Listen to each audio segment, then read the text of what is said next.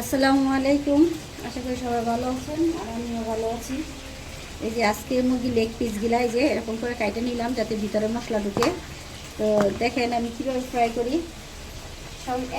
সব কিছু একই রকম, একই সব দিতে হয়। এই যে গোলমরিচের গুঁড়ো, এটা এই যে টেস্টিং সল্ট। এই টেস্টিং সল্টটা আমি দিই কিছুর জন্য, স্বাদ আসার জন্য। এই যে একটু টমেটো সস,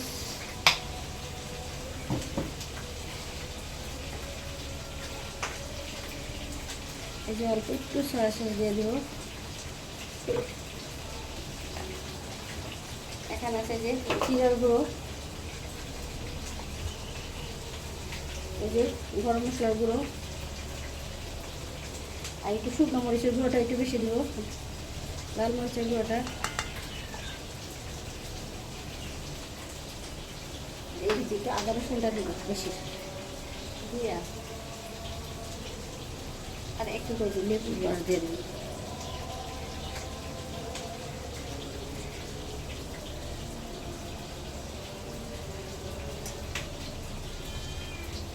লাস্টে দিয়ে দেবো যে স্বাদ মতো লবণ। এই যে দেখুন ভালো করে যে এরকম মাখায় নেব। অনেকে আবার ডিম দিতে পারেন, আমি এটার মধ্যে ডিম দিব না।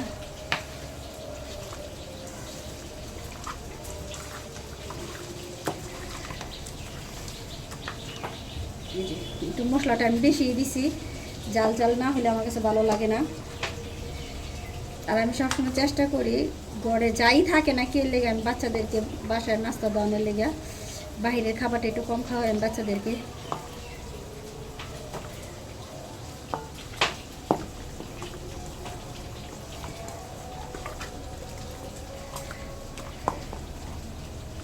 এই যে আমার মাখানো হয়ে গেছে, আমি আধা ঘন্টার জন্য রেখে দিব। এই তো দেখেন এই যে কড়াইতে আমি তেল গরম দিয়ে দিছি। আর এখানে এই যে ময়দার সাথে আমি একটু হালকা উপকরণ মিশিয়ে নিছি। আর এই যে পিসগুলো এরকম করে, আমি ডিম দিব না, অনেকে ডিম দিয়ে ভিজে নিতে পারেন, কিন্তু আমার কাছে ভালো লাগে না।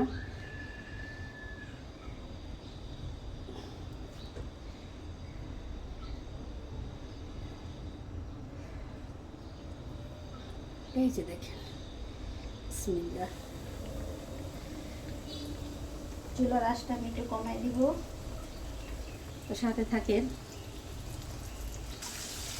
এই যে এখানে চারটা লেগ পিস দিয়ে দিলাম, আর এখানে যে আটা দিয়ে ময়দা দিয়ে মাখায় রাখছিলাম চারটা, ওইটা পরে দিব। আর যে চারটা বাইরে নেই। আর আমি সবসময় কাইটা দিই কিসের জন্য, এই যে দেখেন এই যে আমি কাইটা দিই কিসের জন্য, ভিতরে সিদ্ধ হয়। আবার অনেক সময় দেখবেন খাইতে গেলে দেখা যায় ভিতরে রক্ত দেখা যায়, আমার কাছে অনেক দিন লাগে। তাই আমি এই যে এরকম করে দিই, মানে আমার ঘরে আইটেম সহজে, আমার সহজ একদম রেসিপি, সহজ উপায়। মানে আমার কথা খাবার ভালো হলে চলে, দেখতে যেমন তেমন, খাবারটা খেতে ভালো হলে চলে। সাথে থাকেন।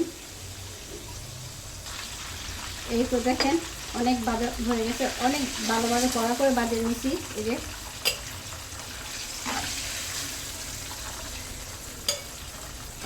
মুরগির রোস্টের থেকে, মুরগির রান্না থেকে আমার ছেলেটা এই বাজারটা অনেক পছন্দ করে।